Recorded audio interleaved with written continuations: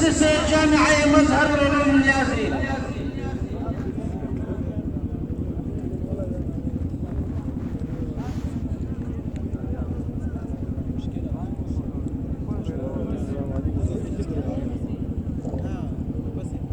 نحمده ونصلي على رسوله الكريم. أما بعد فقد قال الله تبارك وتعالى في قرآنه المجيد والفرقانه الحميد: أعوذ بالله من الشيطان الرجيم. لئن شكرتم لأزيدنكم ولئن كفرتم إن عذابي لشديد. صدق الله العظيم. إن بطش ربك لشديد. صدق الله العظيم. إن الله وملائكته يصلون على النبي يا أيها الذين آمنوا صلوا عليه وسلموا تسليما. اللهم صل على سيدنا محمد وعلى آل سيدنا محمد وبارك وسلم وصل عليه.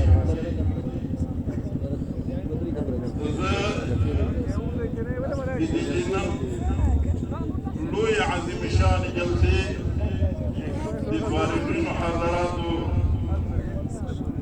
مبارکی اولا زمون د اسلامی امارت مشر محترم شیخ صاحب دا وایم او هغه بعد زه د 43 کالو ټولو شهداو ته چې 43 کاله کوم شهیدان د اسلامي نظام لپاره د اسلامي نظام د حاکمیت لپاره خپل ښایسته ځانونه قربان کړل او د افغانستان د مظلوم ملت د ښې سوکالۍ د ښې زندګي لپاره چې دا ملت ښه زندګي وکړي او ځانونه یې قربان کړل، هغو ټولو ته مبارکي وایم. او هغه نه بعد زه بیا د ټولو شهداو ورثو ته د دې خوشحالیو مبارکي وایم. او بیا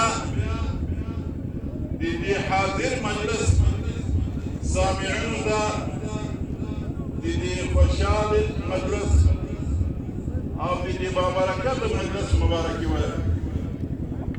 او هغه نه بعد زه د خوست ولایت د تقریبا د 500 فارغینو ټولو ورثو ته مبارکي وایم. او هغه نه بعد زه د امداد العلوم جامعه امداد العلوم نټک فارغینو ورثو ته مبارکي وایم. او هغه نه بعد زه د جامعه امداد العلوم نټک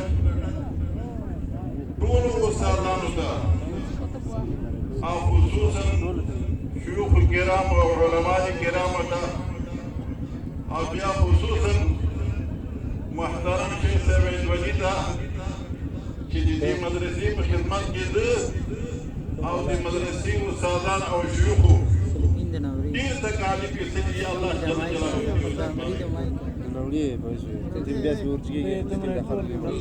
ټول یې کړل د مخکې آیت مبارک کې توکل په خدای زه ووت زه دلته ښیم که څه دوی ولې ورته دای په دوی ته یې کولی که وایي که چېرې تاسې د دې نعمتونو شکریا دا کس وینا چې دی موږ ترې د هغه په خاطر باندې ساتل شوی وي یادګار. الحمدلله موږ د ټول امارت د مشرانو نه او د ټولو شهداو نه او د ټولو غازیانو نه شکرګزار یو. الله جل جلاله د شهدا وبخي، الله جل جلاله د ورثو ته عزت صبر ورکړي او الله جل جلاله د مشران خپل حفظ امان کې وساتي. ولئن كفرتم إن عذابي لشديد. دا شکریا دا خالص و عوام باندې هم نه ضروري. دا شکریا به کوم ټولو باندې ضروري دي. عبادت شکریا به هر راځي زموږ عوام هر وخت علماو ته مجاهدین ته د احترام په سر وګوري.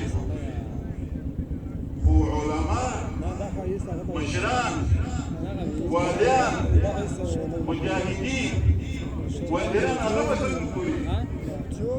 هغه به دومره کم خلکو سره رویه کوي او دومره کم خلکو سره به سلوک کوي او د شلو کالو مخکې درې خبرې د اتو میاشتو شپږو میاشتو مخکې حالات به بدل کوي او کله یې په لار ورکوي. نو الله جل جلاله دې موږ داسې په هیڅ لار برابر کړي چې الله جل جلاله په خوشاله کړي او د الله جل جلاله رسول په خوشاله کړي او عام مسلمانان په خوشاله کړي. داسې نن خو موږ ټول وایو انقلاب که چېرې درې څلوېښت کاله مخکې علما نه وی په افغانستان کې باچا د جهاد نوم نه وی اخیستی. دا ویډیو ضرور دی عالم نه که وی ورته پوس خدای مهربانه نه واقعي داسې وبسي ګنام د وشي کېږي که درې څلوېښت کاله مخکې افغانستان کې مشران علما حقاني علما نه وی امیرالمؤمنین برخونه د چا جهاد به د امر جهاد دا د امیرالمؤمنین نه دی مقرر دا امیرون چا تر دا ما تر خپل یادې خپل پاره کړم او ستاسو بلګیدل دا نوی کایسان ځوانان نه وی یمن هغه فدایان نه وی یمن هغه شهدا نه وی چې خپل قانون نن اسکال اوس راغله اول واره اسلام دی بارا شل کولای وتلی دلته دی وطن دی بارا او د خپل مظلوم ملت د ښې زندگی دی بارا دغه نوی قربان کړي.